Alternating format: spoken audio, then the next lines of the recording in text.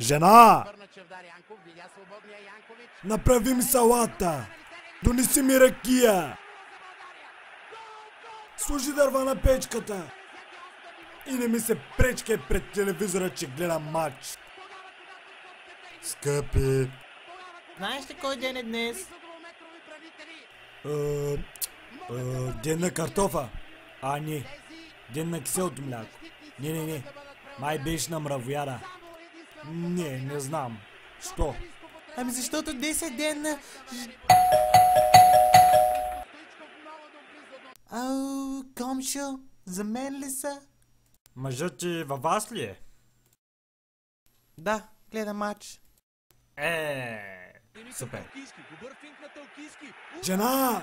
Салатата няма сама да се направи.